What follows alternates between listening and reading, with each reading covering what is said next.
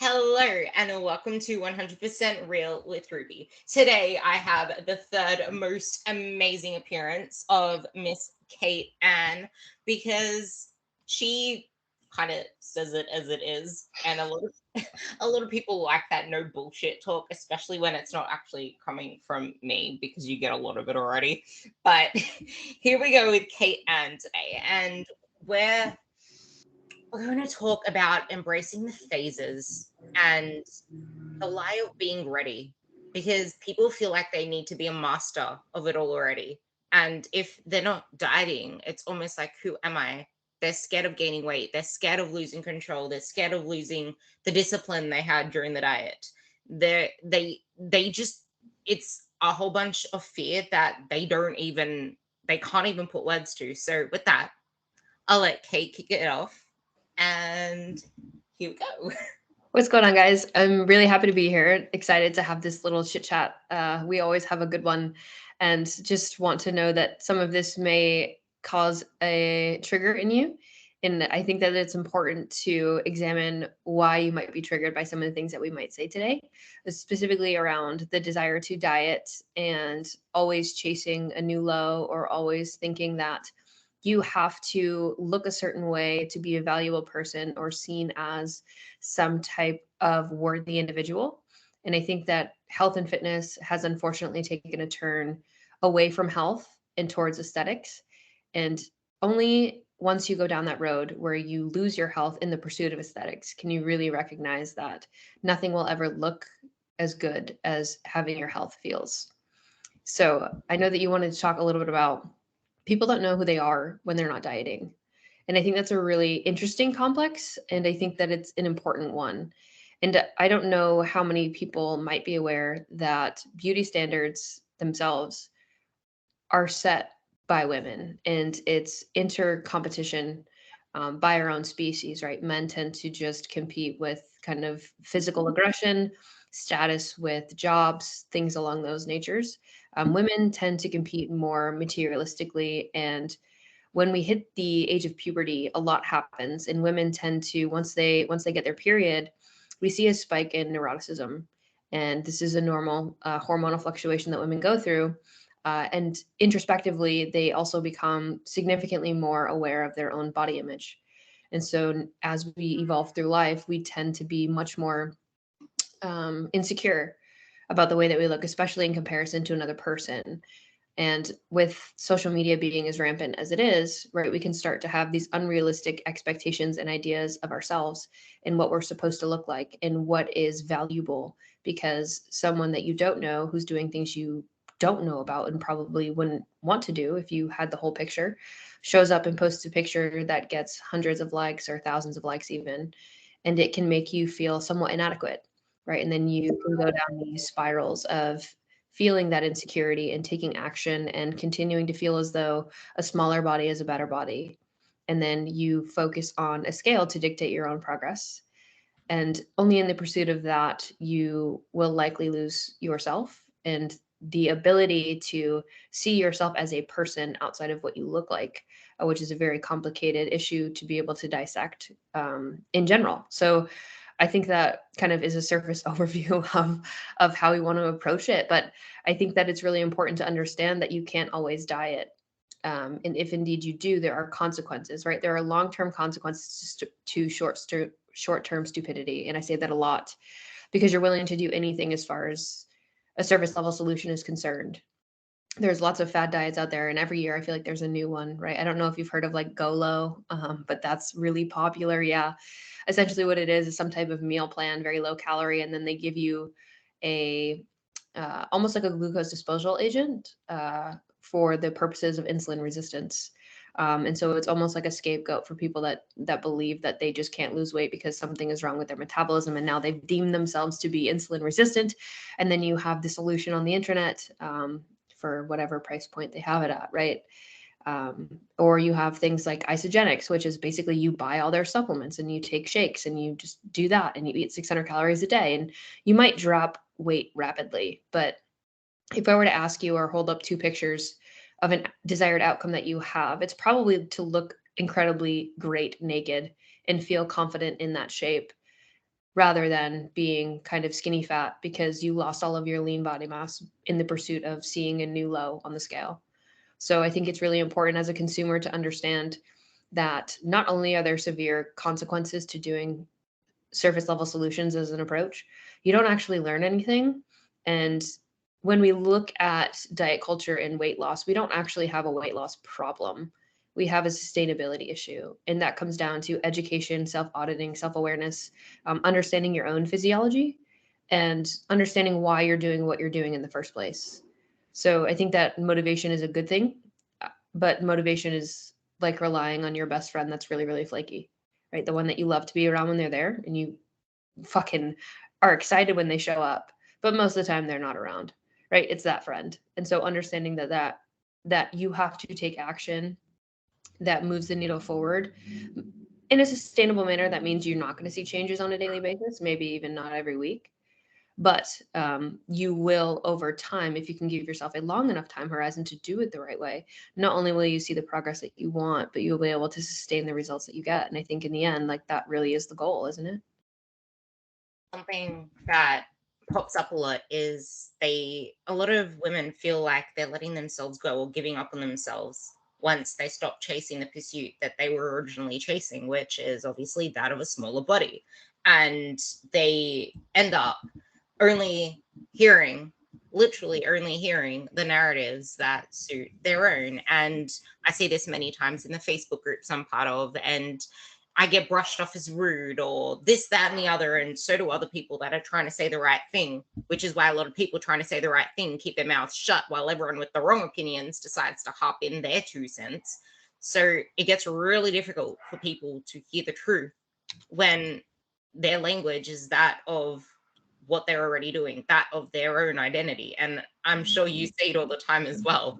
And because of that, they stay warped up in the narrative of I can build muscle and lose fat at the same time. So they continue spinning their wheels, trying to find the next best thing, not giving anything enough time, trying to still diet their way down. And then people saying, I lost fat and built muscle at the same time, when no, you didn't. You look like you did because you just shaved the fat off and now you can see your muscle. But in terms of anything, it's like you only hear what you want to hear.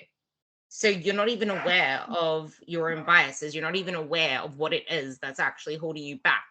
So you keep yourself spiraling in the same thing. Like whenever some discomfort comes up, like this is too much food, I'm full, you stay stuck in the same, I'm just gonna eat all this salad, all these veggies, now I'm too full to actually eat what I need to eat in order to get to where I want to be, as one example.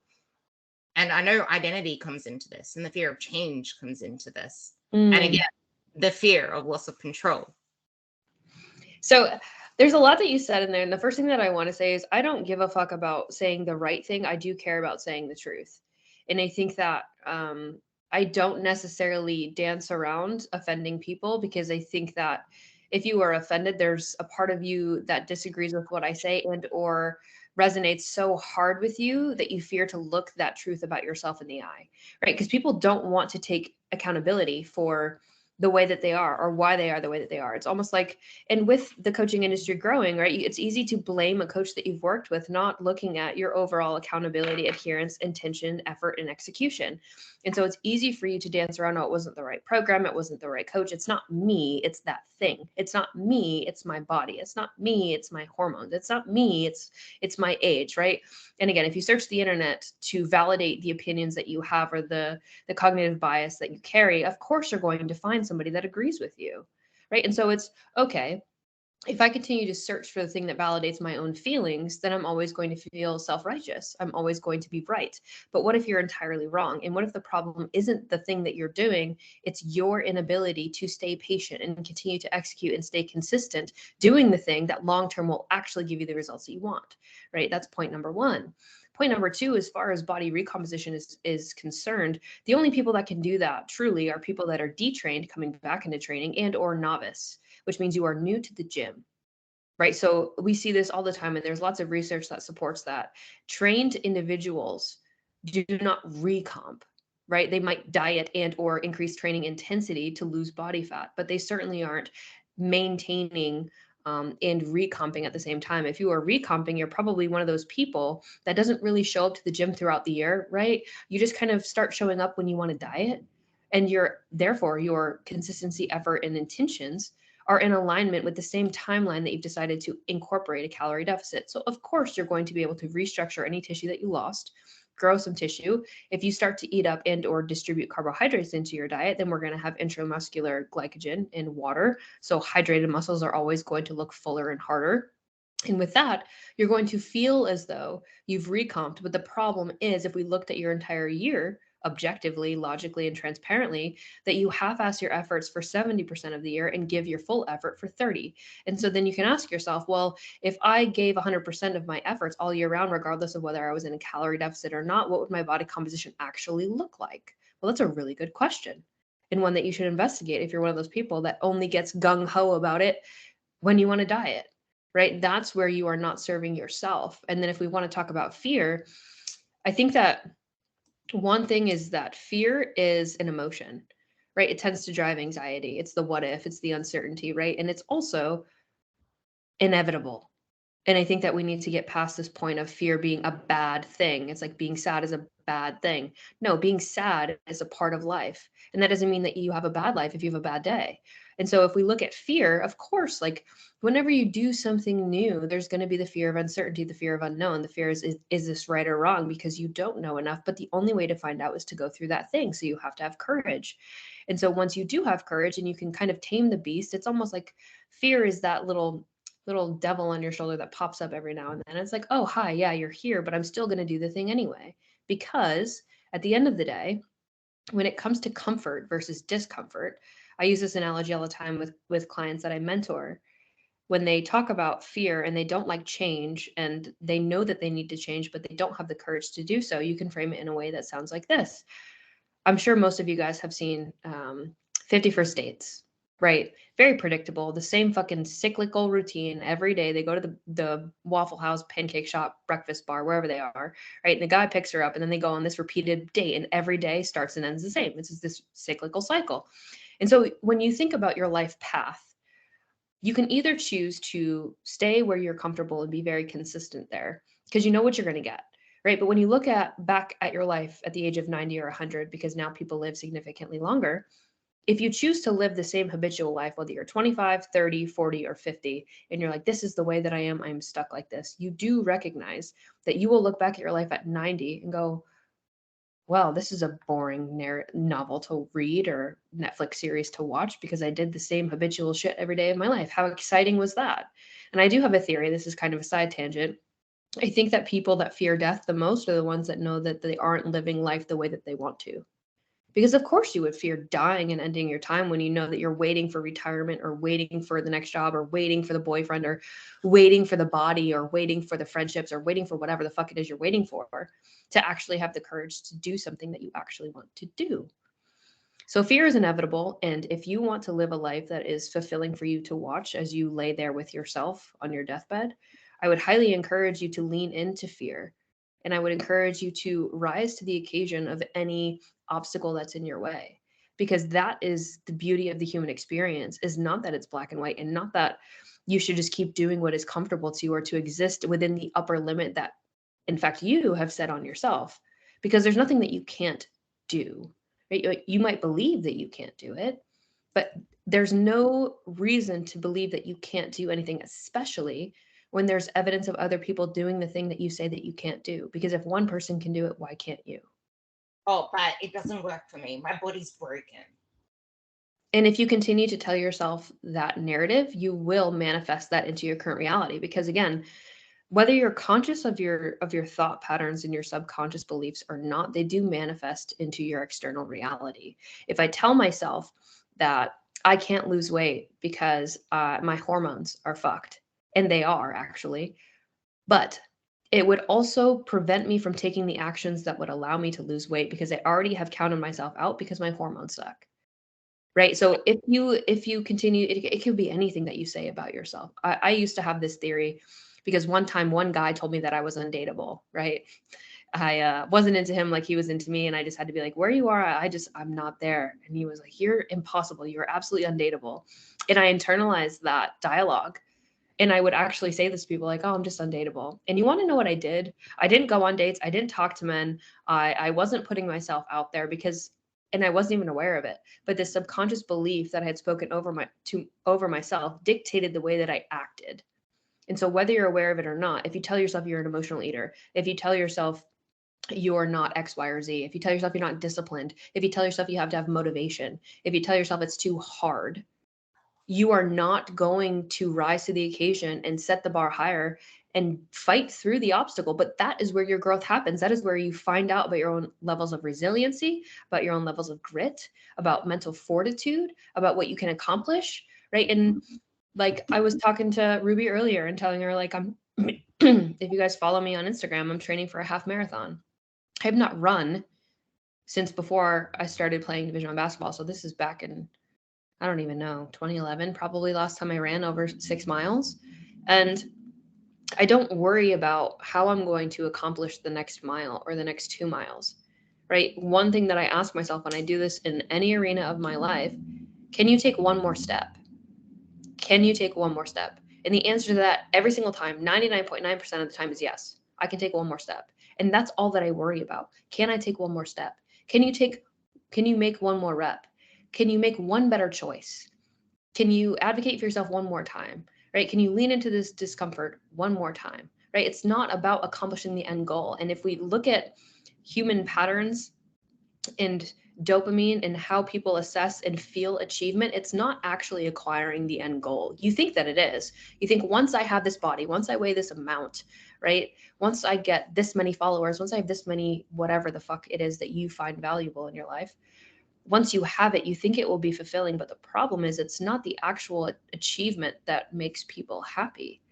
It's right before the amount of effort that you're putting in, right before you accomplish that goal, that you feel the most fulfilled. That's what makes it powerful. That's what makes it exciting for people. And you see this all the time with people that are driven and they're focused on the achievement and they want to get X amount of money or this girl or, whatever it is, people that chase milestones, right? Because we think it's the milestone that will make us happy. It's landing the job, it's landing the body, it's whatever the fuck it is. And then you get it and you finally hit that thing. And then you just raise the bar because you're like, okay, well, that wasn't as great as I thought it was going to be. So let me just go chase the next shiny object because that might make me happy. Yeah, The problem, I want to tie this to something because you said something about you lose yourself in the process. And I know we spoke about this in episode 205, our very first one, but this was the same as when one example is when I was doing my comp prep. Because it wasn't like the process itself was more so you're showing yourself that you can do something, but because you're so depleted and you're lacking life, it's not really the excitement of that. It's the fact that you were on stage and then you get lost in the glimmer and then you get attached to something. But then, referring to the marathon example, I trained for my half marathon 2 years ago. Yes, 2 years ago. And I hated running and I hated every moment of it until I started to actually enjoy the process of challenging myself. I started to realize, hey, I'm not actually gassing out up to the 10-kilometer mark anymore. Before I remember, I used to struggle to get to even 5 kilometers. And then as soon as I hit the marathon, it's like, cool, cool. I hit the marathon. Wow. Wow. So celebratory. But it wasn't really. It was the process that I enjoyed the most because I was training for something, I was going towards something. And now what that has translated to is my life. I did that and that phase is over, but now it's just the daily process of showing up for my best self because that outcome is now being a better coach for my clients, being a better me. Because when I'm not showing up for myself, I have no energy. When I'm not showing up for myself, I'm not as happy. I'm not as enthusiastic. I don't have confidence in myself. I don't believe in myself because the best form of confidence is showing up for what you said you're going to do. The best form of belief in yourself is doing what you said you're going to do. If you're not showing up for yourself, how can you expect to get the confidence to actually get the results that you want? Because you never get the results that you want if you're not confident in the fact that you can get them because of the self narrative you keep telling yourself. And you're not going to feel happy if you're not allowing yourself to feel happy in the process of getting there. And you're not going to be happy if the whole process is you berating yourself, you hating yourself, where you're not, the gap you're not at yet. And something I wanted you to talk about as well in that is the identity, but there's also the fear of maintenance in what you said, and the fact that the narratives we tell ourselves, like, I'm not dieting, what's the point? I always gain fat, not muscle. And pretty much how that relates to us not really enjoying the process of where we're getting to where we want to be. We're not experiencing it. We're not ready to experience it. We feel like it's that whole loss of control and not sitting with the emotions that come with that change. Yeah. So one thing, there's two things that I want to say, that I actually, so I write every morning, and a couple things that I go through is obviously my core values and certain things to frame the day the way that so that my intentions are set. But a couple things that I've written recently that seem to resonate with a lot of people is that one, growth and comfort cannot coexist. They do not coexist. And the second thing is something that I write every day that I've said for a long time, and is that it is that your obligation to yourself is to find out all that it is that you could be, because hell is where you meet the person that you could have been. Right? And that's heavy. And it is up to you to have the courage to go out and seek out hard things, because that is where growth happens. Growth happens, exploration of self, right? Finding what it is you do and don't like. Because at the end of the day, the only reason you know if you do or don't like something is because you experienced it. And there are so many people that have no idea who they are outside of what they do or who they're related to or all these things, right? But who you are fundamentally, what you enjoy as a human by yourself. Like if you could remove all of we always describe ourselves in relation to what we do or who we're related to, right? I'm a sister, I'm an entrepreneur, I'm whatever. It's like, no, I'm Kait. And Kait likes these things. And I know that because I've explored these things. And I know what I don't like because I've also explored other things and found out I didn't fucking like them. And so it's only through the pursuit. And you talked about experiencing things. I think that you have to have the courage to be brave. And one thing that I talked about on my mentorship call the other day is kind of 6 steps that I've worked through on my own to build confidence, because you mentioned confidence a lot. And confidence is not something that you have in every arena, but a part of you is confident in something, right? There's something that you do where it's like, I know I can do this thing. And the reason that you know that you can do the thing is because you've given yourself a reason to believe that you can, which is the evidence of you pursuing the thing and doing it over and over and over and over again so that you know that you can do it. And so when it comes to areas that you're not confident in, it's not about screaming affirmations in the mirror and talking yourself up and doing a power pose. And while those things physiologically might help, you don't gain confidence without action. And so when you think about the things that you want to accomplish, you have to also ask yourself, what type of person do I have to be to do that? What would they look like? How do they carry themselves? What actions are they taking that I am not? And if you have too large of an ego to bring self-awareness to your own negative habits, coping mechanisms, beliefs, narratives, you will never be able to bridge the gap between the two. And so you have to get very transparent about, this is the thing that I want. And also people will look at other people and be like, well, I want that, but I don't want to do what they had to do. I don't want to spend that time. I don't want to go through that hardship. I just want that thing and I want to do it my way. But that's not how it works, right? You don't get to building muscle and losing body fat, going into the gym, lifting the same weights, doing the same reps repetitively with no intensity of effort there whatsoever, right? You don't build a toned physique and lose body fat eating like a bird and running on a treadmill or working your ass off on a Peloton every day. Like those things are not cohesive. So you can't want this thing, but only be willing to do these things, right? There's a gap there. And so you have to identify what it is you are and aren't willing to sacrifice in order to achieve the end goal. And when I talk to people about choosing a path, you have to understand that there is pain and suffering with inaction as much as there is pain and suffering with action.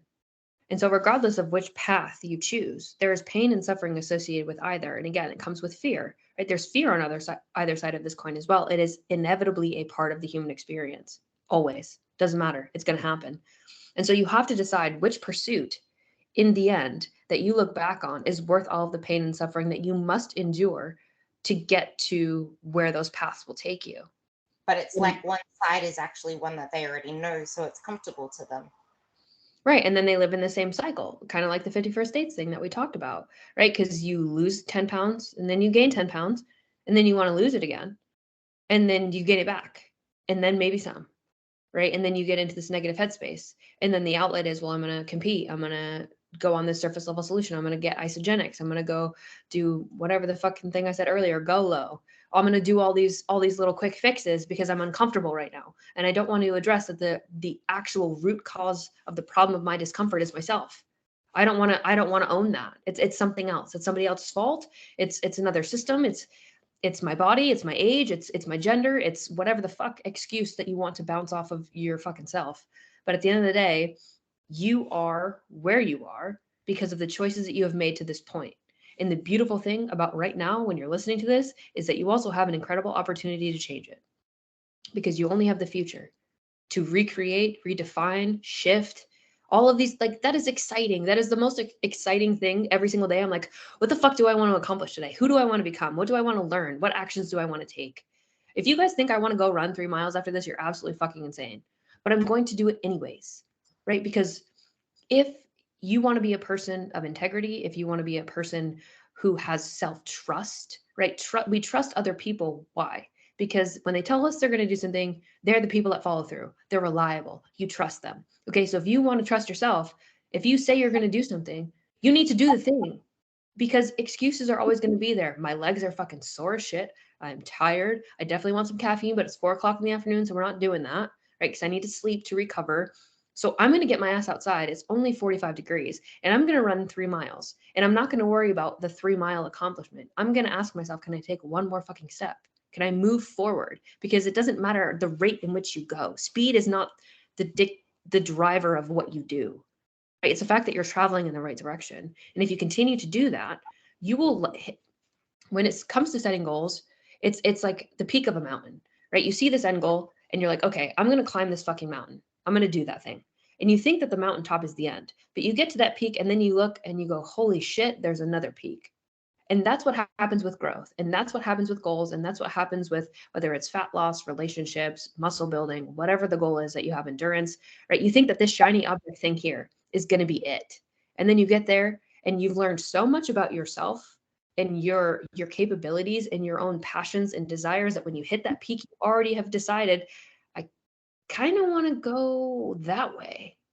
And that's the beauty of what we get to do every single day in our own worlds, is continue to move towards something, because humans without purpose, you're already dead.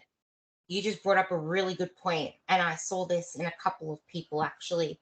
And that's, yes, you need to allow yourselves to shift your goalposts, because you might realize along the way that what you originally started out with wasn't the goal at all. It's just that you were so uncomfortable with the person that you were and the life that you were living that you had this initial goal. And then you actually grew in the process, or you realized things along the way, and now there's a different goalpost to go to. But before you expand on that one, I want to talk about that speed thing. And it's almost the same. Like for me, speed does matter. I'm doing hill sprints after this, but that's the point. It's a 12-second sprint. I'm not sprinting 3 miles. When you worry about speed, you have less time to that before things start to break down, and then I'd probably collapse if I tried to sprint a whole 3 miles. Like, that's just impossible. And there's rest and recovery between it. I can't go for another 12-second sprint until my heart rate gets to a particular point and recovers. Otherwise, what's going to happen? Every single sprint, less and less effort until it's not a sprint anymore and I'm probably sleeping at the start line.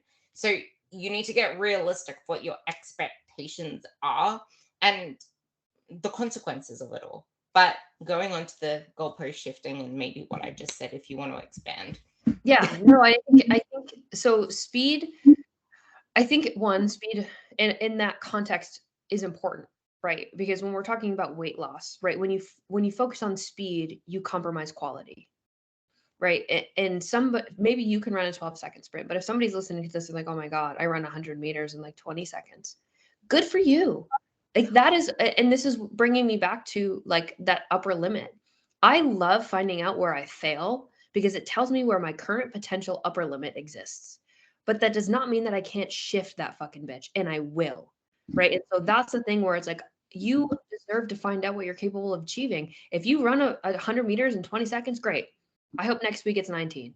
And then I hope it's 18.6. And then maybe you go back up to 19 and you feel like you're failing, but that is inevitably a part of any process, is that you make progress and then sometimes you go backwards. Sometimes you might go really far backwards if your ego is aligned in there because you think you can do more than you can. And so you neglect the recovery aspect of things.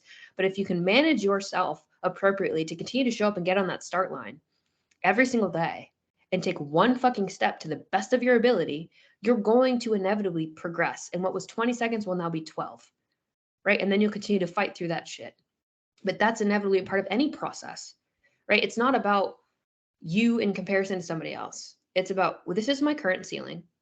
And I want to push past this bitch because I deserve to find out what I can do. And once you find out that you're capable of more than what you thought you were, you realize that the only limits that are on your life and on yourself are the ones that you place on you. They dictate your decisions, your beliefs, your habits, your emotional regulation, your relationships, right? Your ability to be disciplined, your ability to follow through and complete a fucking task, right? How many people say they're going to do something and they don't fucking do it? They just talk about the fact that it's going to be great when they do it. No one cares. No one cares. And the only person who knows that you're not actively working towards that thing, but you continue to talk about it is you. And so then it's like, are you doing the pursuit to make yourself proud? And are you doing it for you because you enjoy doing it because it's a personal challenge, right? To find out more about yourself? Or are you doing it for the external validation or compliments that you might receive in pursuit of this thing, hypothetically, that you're doing, right? There's a lot there. Something that you just said there about the failure thing, and that's the thing, because I also have not run, like, this is now my second week returning to sprints and returning to the running I used to do after my hamstring injury. So I filmed myself doing my sprints for my second last sprint, and I looked like a freaking penguin trying to run. Like, my arms are like this. It just looked ridiculous. And I posted the thing. Like, I put it on my stories and I put it on Facebook, and I laughed about it because I'm like, well, this is something I need to improve. But a lot of people see that as, well, I'm not cut out for this. What's the point? I look like a freaking fool. What if someone sees me? I'm not made to run, but I'm actually really freaking excited to get my old running form back, to improve upon that. Like, that's what excites me to keep going. Actually, I say the same thing as you. Your weaknesses are your untapped potential. If my sprint looks like that and I'm still able to sprint up the steep hill for 12 seconds, imagine what that would be like if I actually had proper running mechanics. Imagine the potential. Shift that dialogue to you. Yeah. And I think, again, like if you can acknowledge your own deficits, it tells you where you can improve, which I think is exciting, right? It's all about how you frame it. It's not like, oh, I'm incompetent at X, Y, or Z and I just can't do it. It's like, no, I don't necessarily have the knowledge or the skill set yet, but I'm willing to kind of self-audit myself, take videos or look at my work or get feedback on my work and improve based on the feedback from somebody else whose experience is where I want to be. And that's another thing. You should never take advice from people that aren't where you want to be, by the way. But there's something that you said earlier about shifting goalposts. And I think that this is really important, especially once you can understand the things that are fulfilling to you, not pursuing things that other people find valuable. Because if you don't know what you find valuable, society will tell you what you should believe to be valuable, right? And this is where people chase things that at the end of the day are meaningless to them. And one thing that I did to help me find clarity on the things that I find meaningful personally was slightly nihilistic, but if you decide everything in life is meaningless, like nothing means anything at all, you can then decide what things in your life mean something to you. And then you have clarity in the things that matter, and you can align your actions in your day to day and the networks that you have, the friendships that you have, the things that you pursue in alignment with yourself and what you actually find meaningful. And that is a much more fulfilling life than trying to fit into a box that somebody else said, well, you would be really worthy if you looked like this and if you did these things and if you achieved that thing. I think you would be valuable. It's like, well, fuck off. Like at the end of the day, when you're on a deathbed, whose opinion matters about you? It's you, right? And you have to live with yourself. So if your talk is negative and you're always trying to get the approval of other people, do you even approve of yourself? Like as you are, why are you not good enough? And, you know, I think especially again, with the realms of social media and culture here, it's like everybody tries to fit a mold. The problem with everybody being a carbon copy of everybody else is that none of that is exciting, right? The people that stand out the most are genuinely the people that don't give a fuck about being who they are. They're an authentic self. They're kind of quirky and weird and interesting. And it's like, oh, when they speak, they're saying what I want to say, but I don't have the courage to say because I can't actually give myself permission to have a voice or act in a certain way or say, I'm not doing that. That's fucking stupid. I don't believe in that. Right. And so there's so many things when it comes to pursuing anything, but I think it's very important to understand, why are you doing this in the first fucking place? Because if you aren't doing it from a place of your own value, finding out what it is you could do, knowing that you could be better and you deserve to be better, and this is a challenge that you might scare the living shit out of you, but on the other side is actually kind of thrilling, right? Those are the most fun endeavors. Not doing something like, my mom wanted me to be a pharmacist, transparently. When I told her I was going to take all of my savings. I had saved to buy a house. I was like, I'm going to buy a house. That's what you do when you're in your mid 20s. You're going to save up and you're going to do the American thing and you're going to buy a fucking house. And I was like, okay, mom, well, I'm not going to go back to school and I'm not going to be a doctor and I'm not going to go into pharmacy and I am not going to be a PA. I'm actually going to start a business. And she was like, oh, really? I was like, yeah. And I'm going to use my savings that I was going to use to buy a house to fund the business. The fuck you are? Like, what are you talking about? That's not right. But at the end of the day, it has been the most fulfilling experience I could have ever had. And it scared the living shit out of me. And if you've ever not had anything, right, it delivers a different level of resilience and grit that you need. And I think everybody should actually go through a period of life like that, because I did many times. And I think it's given me a lot of perspective on things that I find meaningful. But when it comes to you understanding yourself, like you talked about earlier, it's like people can't even sit with themselves. And they're so emotionally dysregulated in a world where you can have dopamine at your fingertips. It's like, well, you never have to sit with anything. You've got a friend, you've got social media, you've got drugs, you got alcohol, you got sex, you got porn, you got whatever it is you want, what literally at your fingertips to distract you from all of the fucking chaos that's in your brain and your body. But the problem is, the more that you avoid a fear, the larger that fear becomes. So if I say I'm afraid of spiders, right? Let's say I'm afraid of spiders and I refuse to go anywhere that has spiders. I won't even go outside, right? Then the moment that someone wants you to go outside, you are freaking out on edge that there might be a spider anywhere because you've avoided that thing that you're afraid of, right? And so what you resist persists. And it's one thing where you can acknowledge that you have a fear and you can face it head on. And you can also like take baby steps to it. Like maybe I hang out with like a fake spider for a day and then put one on my wall, and then, you know, a bigger one comes and I kind of play around with it. And then I've kind of given myself the interaction with that thing that I'm afraid of until I see a real spider, and it's not that bad, right? Most of the time, the things that we fear, are much bigger chaos in our head than they are in actuality, but they prevent us from taking any forward movement at all. And so back to the goalpost thing, when I first started my business, it was just, I was known for mostly contest prep coaching and, you know, not getting people all fucked up and all that stuff. And that was great. But for me, my personal growth came from the exploration of my mind. And so now in business, I continue to, and the what will never change, right? The what for me is being a mentor and a coach, truly aiming to be the person that I wish that I had. That will never change. But how I execute that has shifted massively, right? 5 degrees here, 5 degrees here, and I'm still traveling in a direction, but now I'm ending up in a completely different destination. And as I move forward and I get more into speaking and I do more podcasts and all these things, like I'm sure it will continue to kind of swindle itself. But I don't resist that. And I don't fear that because it's in alignment with the thing that I actually find meaningful and fulfilling, regardless of what people might say. Some people think psychology is stupid and I should just focus on weight loss. I heard that a lot, but I don't care, right? Because to me, nothing physically will ever sustain you if your head is not in the right space, ever. I see this all the time. I've worked with thousands of people at this point in my career.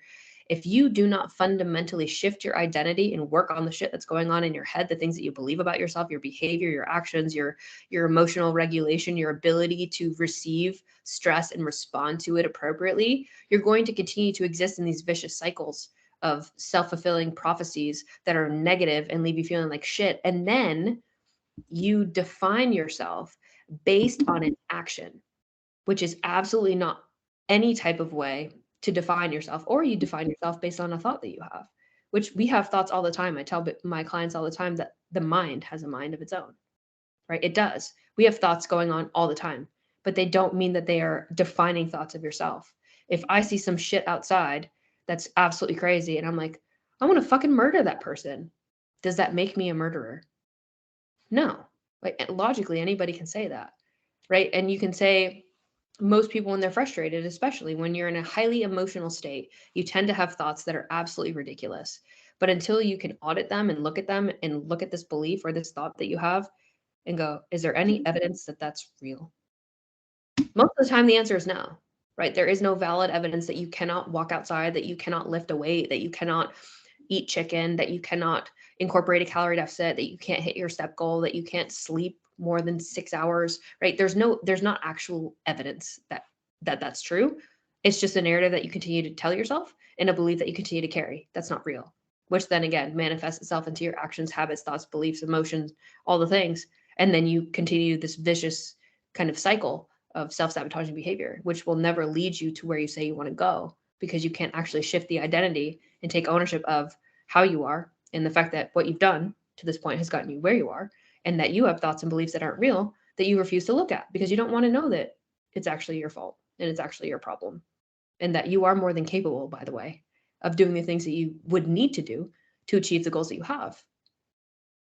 I loved the identity. It's always coming back to the identity, because you are and you act in align with the identity of the person that you think you are. And kind of a summary of all of what you just said, which can then be taken forward, is people are so warped up in this busy, busy, busy, busy to not sit with emotion. So we can't see ourselves actually committing to a journey of doing it the right way. So that's when we fall to the go pro, go low, go whatever.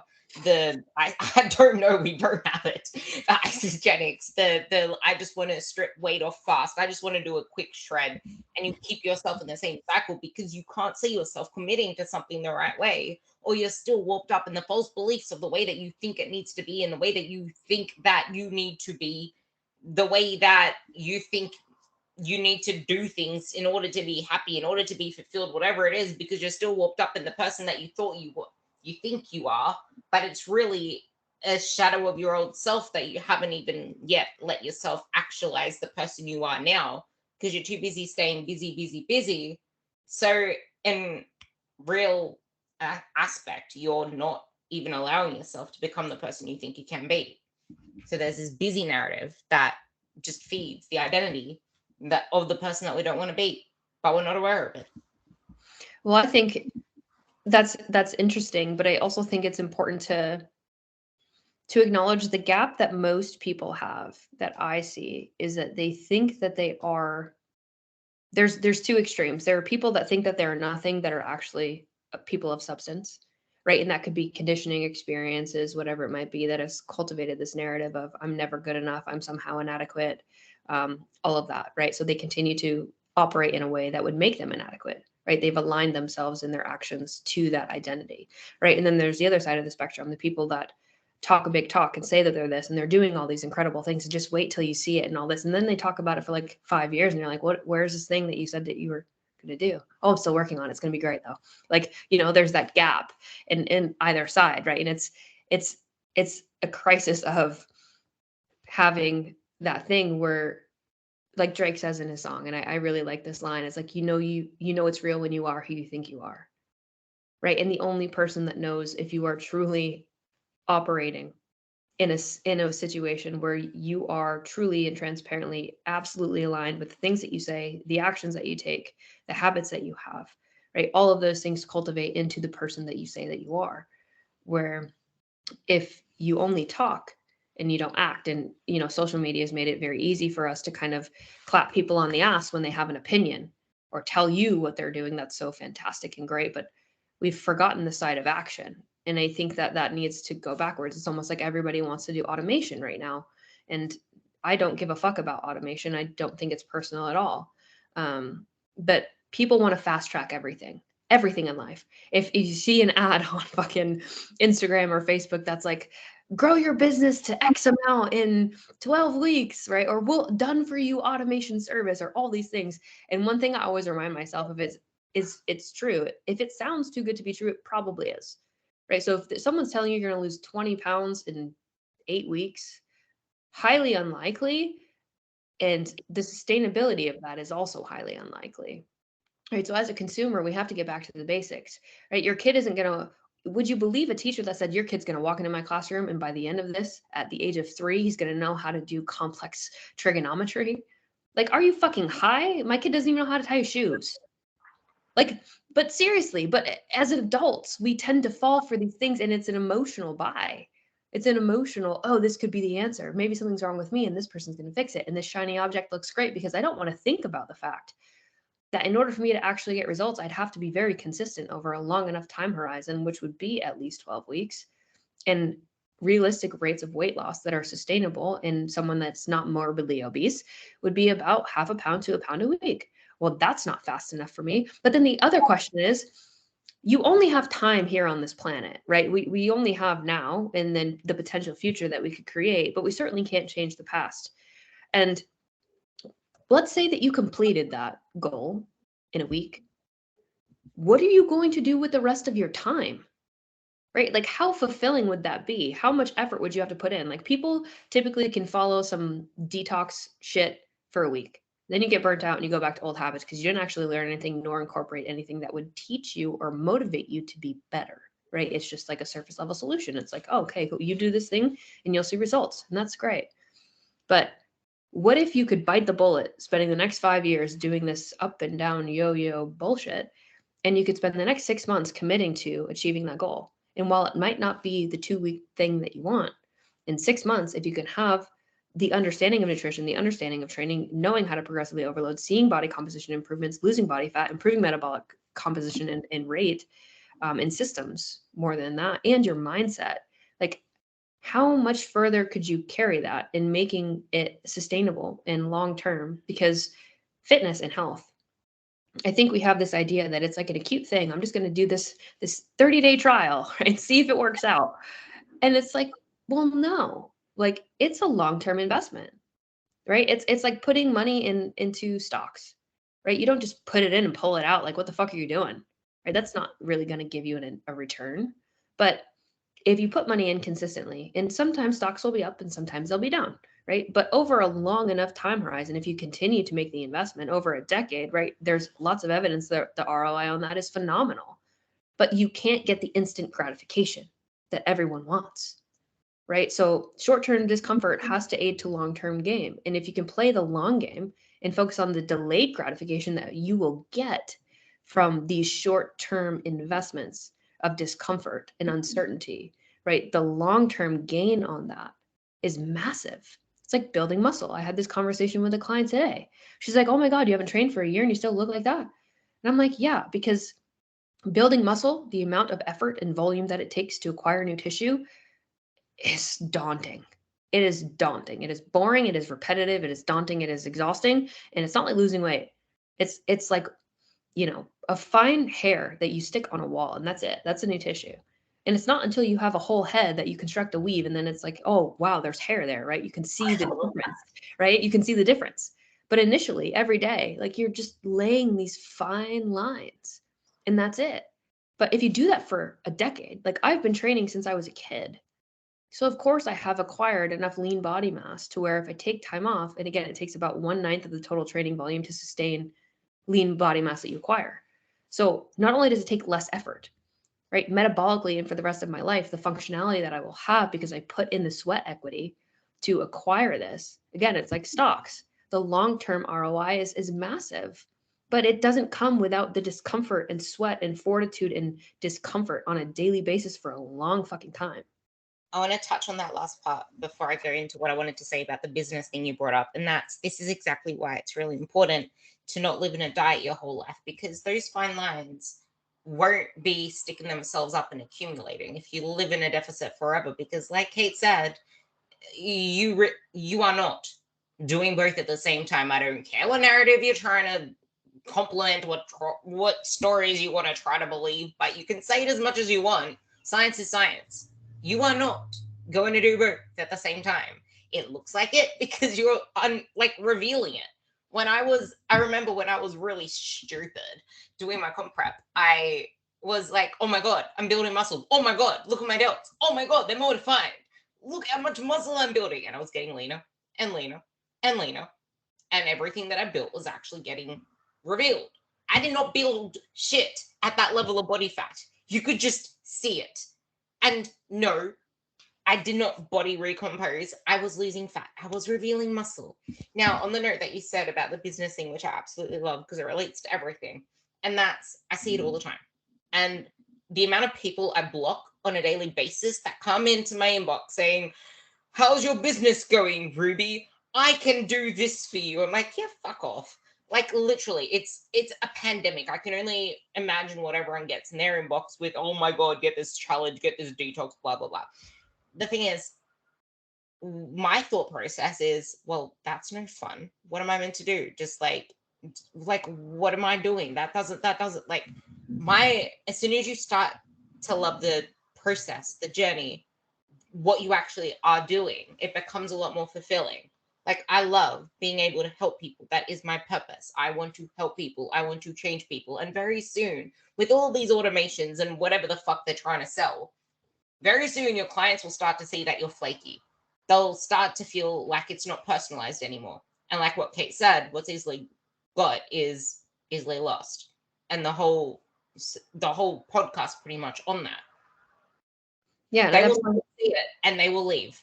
They will not want that level of thing when they can just get something that's just like, I don't know, on the internet. It's like they're not getting what they need in order to get the results that they want to sustain. And the thing is, that as much as that's not sustainable, that's also not enjoyable. That's also not a process that you feel fulfilled doing. Like, what else are you going to do? Are you going to twiddle your thumbs? And then what? What happens once you get this thing?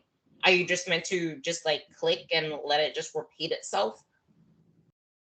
And it's the process that is inevitably the most fulfilling thing in anything that you do. It is the courage to take the leap, to step up to the line and engage in the pursuit.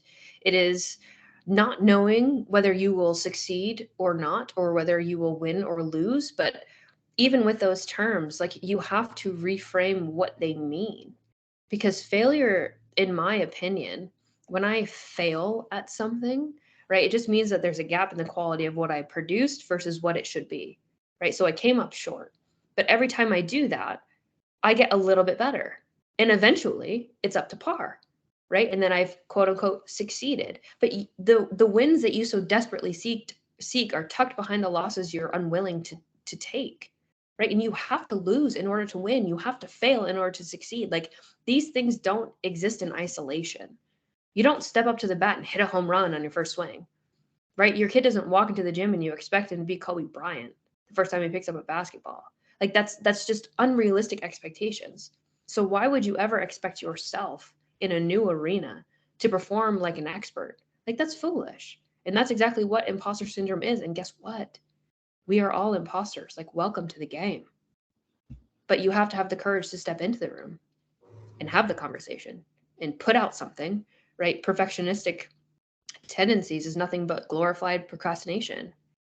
I mean, that's it, right? It's like shiny putting glitter on a piece of shit. Like, it doesn't make it better.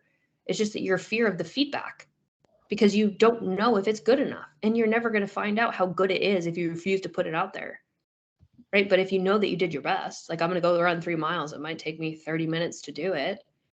And it might not be the best that I can do, but it damn sure will get easier the more that I do it. And that's the same with any skill set, any endeavor, any journey. When you're learning macros, or you're learning portion sizes, or you're learning how to lift weights, and your squat is body weight, let's say, well, you're not going to be lifting 135 if you can't move your body weight through the air, right? It's like, you have to be able to do that. And then you have to have the courage to then pick up the barbell at some point and then do a couple reps there. And then you slowly get a little bit better and a little bit better. And all of a sudden, you're lifting 135 or 235, or heck, I don't even know. Like, you have limitless potential on some level, right? To be able to find out where your upper limit is and then fucking say, okay, that's my upper limit today, tomorrow, but not next week, not next month, not next year, not if you continue to show up and pursue the thing, right? But that's where excellence comes from.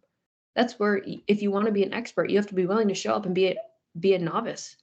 Like that is a part of the process. You don't just, I think entitlement is massive. You don't just walk in the door and become the fucking head honcho. Like, I'm sorry, but no, like back when I played Division One basketball, you best believe there was hazing.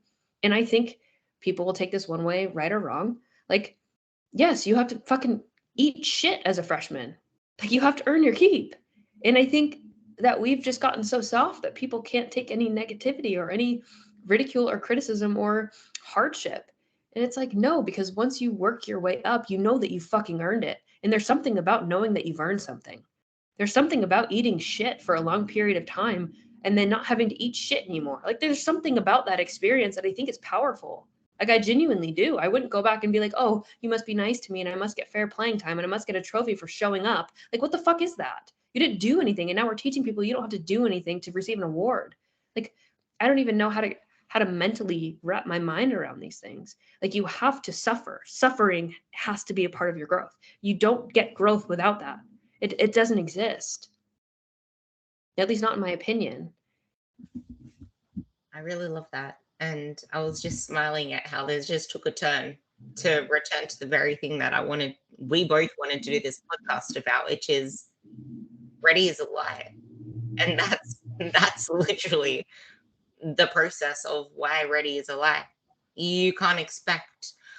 Here's another example, because I posted this to my story of me doing reps and reps and reps of cyclist squats, aka my heels on some crazy elevation, doing reps of 95 kilos of a squat. Now, the thing is, I'm doing like 60 to 70 at the moment. Ready is a lie. Like, just because you can't perform at a level that you think you can perform at, even if you've done it before, what are you going to do? Just keep putting it off? Time doesn't wait for you. And the whole journey is a journey for that reason. It's got ups and downs, just like the stock market. And you will never be ready to start again or to start for the first time. Yeah, I mean, you definitely see me say this a lot, that ready is a lie. And that's just because, like, it is the number one excuse that people will use is, oh, I'm not ready yet. Ready for what? When are you going to be ready? How do you know? And here's the other thing is that we're willing to trade the one thing that is finite, which is your time. Your time on this planet is finite. We all like to pretend like we know that we're going to die, but we like to pretend we're going to live forever as well. It's this weird complex of narratives that we tell ourselves. But your time is the most finite thing that you have. And if there's something that you want to pursue or something that you want to do, or if you want to extend your timeline as far as health and longevity is concerned, then you have to be willing to walk into the thing and step up to the plate before you believe that you're ready. And again, it comes back to confidence. It comes back to the identity shift. You have to know who you have to know who you are. So the art of being, but also know who you're working towards becoming. And it's this thing that I say all the time. It's the art. It's the intricacy of being and becoming. It is a simultaneous act, right? Like I like to meditate and I do kind of envision my future self, right? And I'm very clear on exactly what she looks like. I'm 35, I got longer hair, it's curly, so it's not like this lion's mane that I got going on, right? And she looks a certain way and she carries her way a certain way and she's wearing these nice things and she's walking into an office because she's getting ready to do some business stuff, right? And I see it all the time very clearly. It's like, so I know how she operates and I know what she believes. I know what her values are. I know what her boundaries are, right? I know how she advocates for herself. I know how she carries herself. I know her, right? I see it very clearly. And now that I have the idea of the identity of the person that I want to become, I can now intentionally take action and incorporate habits, actions, beliefs, and systems that align with that. Because if I continue to do those things, regardless of how confident I am in them or how much belief I have in my ability to do them, if I take the action anyway, and again, going back to the mile thing, if I can take one more step in that direction, inevitably, as time moves, right, I am creating that version of myself. But you don't get to do that and be comfortable and go home and eat Cheetos on the couch when you're feeling sad, right? Like, no, like you have to check yourself. What standards do you have for yourself, right? And if you don't believe that you are valuable or set high standards for yourself, why the fuck would you think somebody else will? I love that. So I guess Did I leave you speechless? we've already been talking for an hour and like so much has been said and so much of it is probably shaking you, just like Kait said, because actually it might be shaking you, or you might need to listen to it another 2 times, because it's hard to hear what you don't have ears for yet. And I had someone say this to me, who's a friend who was a client for a period of time as well. And she's like, the thing is, you're saying all the right things and you speak such wisdom all of the time. You always say the right things. But the thing is, a lot of the time, I'm not ready to hear it. So it makes no sense to me. A lot of the time, it takes you saying it for the millionth time for me to just click onto that one thing. And then I start to understand something else. Yeah. But then I still don't understand the rest. And that's the case with many things, which is why we tend to fall to the narratives that resonate with us the most, which are the very ones that keep us stuck. We're not ready to hear some of the messages, and we're not patient enough to give ourselves the chance to translate it into the language that we can actually start to use for the long term, because we just want the now. Well, I think in context to that, I think, and this is why I continue to beat the same drums. Like if you followed my content for a long time, specifically like the last year has really been integrating psychology and physiology because I'm very passionate about both. And I think integrating them is the key to long-term change and success and fulfillment in your life, regardless of what you look like, because no one is going to write on your tombstone, here lies Karen, 100 pounds soaking wet. And we love that about her. Like no one's going to say that. No one. And so it's like, stop defining your value as a human being based on an aesthetic thing that you have. Because I know some beautiful people that are really shitty on the inside, right? And I know some people that you would say are out of shape that are fucking phenomenal, incredible, beautiful human beings who continue to chase their own progress in what they find meaningful. Who are you to decide what's meaningful to somebody else? But when you come to receiving information, I think that experience is the greatest teacher. I can sit here and say these things to you with conviction and wisdom because I've gone through fucking shit and I've eaten it for a long time to get to where I have the perspective to say these things. And some people, they need to, and this is the hardest thing about coaching. I'm serious this all the time. Sometimes you have to let clients fail. Sometimes it is a necessary pivotal point in their life because now they've had the experience of chasing the thing and finding out that it's unfulfilling, right? Of accomplishing this thing that they thought would be so fucking valuable. And then they get there and they're like, you were right. Right. It's like your mom telling you not to date the fuck boy. Right. And it's bad news. It's bad news. And you're like, Mom, you know what you're talking about? You're trying to ruin my life. Right. Like, and then you date him and you find out he really is a dirtbag. And you kind of have to like come home to mom, who will still be there when your heart is broken. And she's not going to sit there and say, I told you so. But in your head, you're going, you were right, Mom. It's that kind of thing. And so that's why it takes you having the courage to go through an experience or get sick enough of your own shit to go, well, worst case scenario, I find out. Best case scenario, I achieve the thing, right? But worse is not doing anything at all, right? So it's understanding that on some level, the discomfort required for you to change, right, has to be lower than the discomfort you're already experiencing, right? Otherwise, you won't change.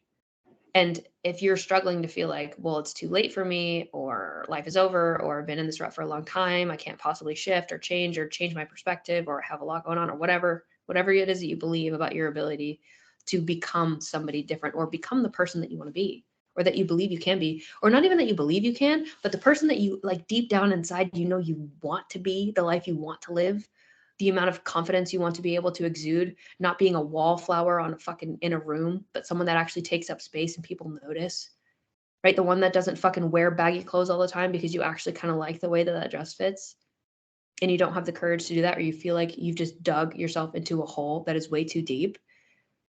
There is no trench that you've dug yourself into to this point that you can't get yourself out of, period. Doesn't matter where you are, doesn't matter how deep it is. But if you have the courage to walk through the storm, regardless of how rainy it is, inevitably the rain has to let up. And you'll never be ready. You need to start now, because you're just putting off the inevitable. Yeah, and it doesn't have to be like, I think a lot of people too get overwhelmed with, well, I don't know that I can do all of these things. It doesn't have to be massive. Right? It could literally be, if you walk 3,000 steps in a day because you work a desk job and you're sedentary, maybe you aim for 4. You say, today I'm going to hit 4,000 steps. I'm going to get up a little bit earlier. I'm going to walk outside for 15 minutes. I'm going to make sure I take the long way. I'm going to park at the back of the parking lot, even though I don't want to. It doesn't have to be massive changes. It has to be small things that stack on one another that will continue to move you forward. And maybe you eat out 5 times a week. Maybe you say, okay, I'm only going to eat out 3 times. And then I'm only going to eat out twice. And then you actually start cooking from home and you feel better because the food supply that you're giving yourself has given you a shift in energy and clarity and motivation. And you're starting to feel overall better. That's one of the best shifts that I see from people that live like that. I feel so much better. I have more energy. I'm pooping every day. And if you've not pooped every day for a period of time, you know how bad that feels, right? And then you start to align your choices due to the benefits that you experience. But it came from initially deciding to do something different to find out what that might bring into your life. It doesn't have to be going to the gym 5 days a week, meal prepping every day, tracking all of your food, getting on the cardio machine 5 days a week as well, and then saying no to all of your social life and experiences and not having pizza night with your kids. Like, it doesn't have to be that complicated. If you can start small and stay consistent with the small things, again, that's 90% of the battle. Everybody likes to talk about the 3 to 5% that talks over your head and sounds all scientific and extreme. Like, cool. Most people aren't there, and most people don't need to go there to change their health, their confidence, their physiology, the things that they believe about themselves, what they can do, what they can accomplish, right? It's small things that you say you're going to do, and you take the step to actually do them. And then you trust yourself, and then you find out how resilient you are. And then it's not so hard, right? The learning curve initially on anything is the hardest part, right? My first mile, when I first started running a mile, felt like forever. Now I can run 2, and about 3, right? The 3 to 4 mile is where I start to struggle. But if I do this consistently, 4 miles will be a breeze, but 6 is going to kick my ass, right? And it's going to be that gap. And there's always going to be, this is my limit. And then I got to fight to push past it as best I can until that becomes comfortable. And then I'm going to push past the next one, and that will become more comfortable. And so it's just understanding that you can't flip a switch. And most of the time, this is what surface level solutions are. It's a complete switch of what you can eat, what shakes you have, what supplements you take, how much cardio you're doing, how many steps you have to get, blah, blah, blah. It's so overwhelming that you can do it with, oh, this is going to be it. This is the solution. I just have to do it for 2 weeks. Instead of going, okay, I'm titrating these habits and I'm learning these systems. And now I know what proteins and fats and carbs are. And I know what a portion size looks like for me. And I know that I can still go out to eat and order out and still fit my target calories, right? You can start to learn. And again, the initial learning curve is massive and it feels overwhelming. But if you commit to the learning process and taking the little habits and taking those baby steps, those things become just natural instinct, right? It's like learning anything. I'm sure all of you are really good at whatever job you have. And I'm sure when you first learned it in school or when you first walked into the office, you're like, oh my God, this system, the CRM, this fucking data tracking sheet, like all this is so overwhelming. Like, I don't know if I can do it. And then a month or two later, you're like, oh yeah, I'm in a groove. I love my coworkers. I'm doing a good job. Yeah, you need help with that? Yeah, I know how to do that. Right. And then you can then spread it. And that's the coolest part about it is like I have clients that help their friends and it's a ripple effect. Right. It's the thing that you can start to set an example. And who could you impact by showing up 1% better? If you're a mom that doesn't take care of herself, that has emotional dysregulation, that is stressed out, always tired, snippy, if you were 1% better for your kids, what type of example would you set? If you're a dad who isn't taking care of himself and likes to drink on the weekends or is always overly stressed out about work, right? What example could you set by being 1% better? Like, it doesn't have to be massive. It doesn't have to be for social media. It doesn't have to be for X, Y, or Z. You don't have to be a fitness model to be healthier. Right? You just have to start focusing on the little things to make you healthier that will set a good example for the people that you care about, for the friends that you have, for the work environment that you show up to. Because if you have no energy and you're constantly drained, right, you're pouring water to a cup that has a hole in the bottom. Like, good luck. Right? That's not going to sustain you, nor is it going to leave a positive impact. And nor are you going to be able to generate the relationships that you want, because life truly, the most fulfilling thing, and there's actually research about happiness, that the major thing that makes people happy and fulfilled in their life is their relationships and the quality of those relationships. But you can't possibly give dynamically to a relationship if you're constantly stressed out, energy is low, you've got metabolic issues, your health is on the line. Like, good luck showing up as like a grade A friend, right? All of these things are consequences of your choices. And again, like, you don't have to be a fitness model or an Instagram influencer to be a healthier person. And I think that we need to start reminding people, A, what health really is, and B, that you don't have to be this shiny object Instagram person that looks a certain way to be a healthier person, to set a better example, to leave a better impact on the people that are around you, that genuinely care about you and will remember you when you die. because all the people on social media don't know you, they don't care about you. And the moment that you're gone, they might think about you for 5 minutes and then they're going to think about themselves. I love that. I love that so much. Is there anything else that you want to sum up the whole identity thing with before we close off? I think it's just important to remember that your thoughts generate momentum, and momentum can be both good and bad. So if you don't believe that you can, and you don't have the courage to take the action, and you continue to lean into the narratives and the stories that you tell yourself and the self-diagnoses that you looked up on Google, right, then they will continue to drive a negative habit loop of momentum. And if you want to change your life and change the actions that you take and have courage and cultivate that bravery to create the identity of the person that you know inherently you could be, then you need to start to reframe the way that you think about hardship, the way that you think about fear, the way that you think about failure, and more importantly, the way that you think about yourself. I love that. I love that. So, for those that want to for those that want to get a little summary of everything in dot points, please check the description below, because I'm going to put in some key points that I took from Kait down below, as well as her Instagram handle. But maybe you should just tell everybody anyway, because a lot of people are listening in the car or listening when they're doing something. Where can people find you? Yeah, so on Instagram it is Kait and Michelle, Kait. I do have a podcast. It's called Elevate. It's all about mindset, pursuits, and personal growth. So you guys can check it out there as well. I've got some awesome fucking interviews coming up, by the way. So I'm really excited about those. And then I am on Facebook. We do have a open public to the public Facebook group. We'll all go in, do lives, we drop resources, we answer questions, we do all that stuff. So jump in the community. Feel free to reach out to me personally. I love to connect with you guys. And if you have questions or something resonated with you, or you want me to expand on something that I mentioned here today, I'm definitely running my inbox. I'm not one of those people that has multiple people on there. So if you ever want to chat, you guys can always connect with me on Instagram. Her questions and answers, even if you don't participate, they're actually really freaking interesting to read when they do pop up onto my stories feed. I love reading them. So her stories are probably the best place you can absorb a lot of her content as well. So check those out. And with that, thank you for coming on. And if you liked this podcast, let us know. It honestly is something that I love more than anything. Hearing what resonated with you, hearing what you loved the most. And I'm sure Kait will love to hear as well. So let us know. And with that, thank you for listening, and stay tuned for the next podcast. Bye, guys.